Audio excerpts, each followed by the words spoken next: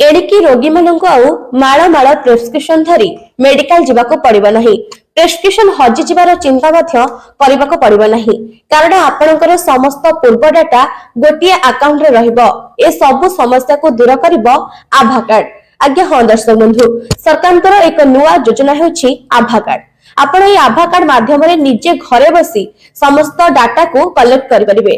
तबे एहाको किभଳି करा जिवो एवं ए आभा कार्ड कोन ए सब विषय जानिया पय आवश्यकता अछंती मानसी मैडम आसन तांग सहित कथा हबा। मैडम फर्स्ट ऑफ ऑल आपन को वेलकम करछि न्यूज 18 को। कोन कहिबे ए आभा कार्ड कोन? छत्तीस देवी जनसेवा केंद्र भेली मानसी सामल आज हम जानिबा आभा कार्ड कोन आ ताको केमिति हमें अप्लाई करि परिबा। तो आभा कार्ड होची गोटे एभली एक सुविधा जो सरकार एमिति एक सुविधा लोक मानक पई स्वास्थ्य उपरे। तो जोटा कि हमको आगु मेडिकल गले बहुत सारा प्रेस्क्रिप्शन नेकी जिबा पई पडुतला। तो एबे गोटे जिंस होची आमे आभा कार्ड नेकी गले ता देरे जहां भी सब डिटेल्स हमर पूर्व डिटेल्स हो एबेकार जहां भी डिटेल्स हो सेटा हमर सेही कार्ड माध्यम रे डॉक्टर माने देखि परिबे बा डॉक्टर मानक पाखरे सेटा शो ऑफ हेई परिबो, जोटा कि हमको पूर्व भली हाथ रे प्रेस्क्रिप्शन धरि जिबार कोनोसी आवश्यकता नाही। आज्ञा मैडम ये आभा कार्ड को जेभली भाबरे आमे जानि छु कि जने घरे बस के भी अप्लाई करि परिबो, हेले एहा को केमिति अप्लाई करिवो, कोन से डॉक्यूमेंट रहबा दरकार, कोन सब कहिबो? डॉक्यूमेंट नॉर्मली हमरो आधार कार्ड रे भी जने करि परिबो, ड्राइविंग लाइसेंस रे भी करि परिबो। जेहेतु हम पाखरे समस्तन पाखरे ड्राइविंग लाइसेंस नाही तो हमें आधार कार्ड को बेसी प्राधान्य दबा। तो आधार कार्ड माध्यम रे ही हमें लोकंकर अप्लाई करिबा बा जो लोकन को भी कहबा से माननकु आधार कार्ड बाबद रे कहबे कि आपण आधार बाबद रे अप्लाई करंतु आधार ऊपर।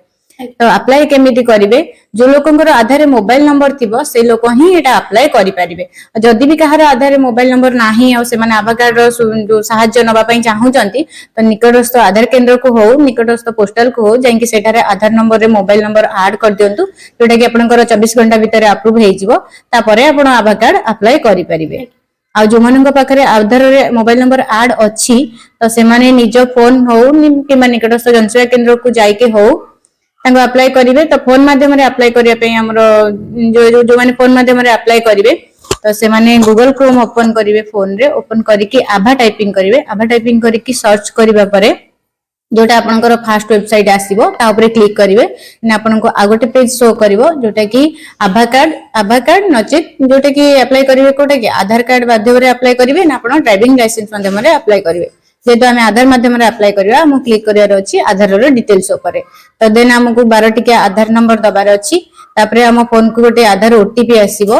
ओटीपी आसले से ओटीपी टा सेठारे भरिबा नि के ओटीपी पई गोटे स्पेस दिबो, ओटीपी को भरिबा। तापर टर्म एंड कंडीशन अछि, टर्म एंड कंडीशन को क्लिक करिबा।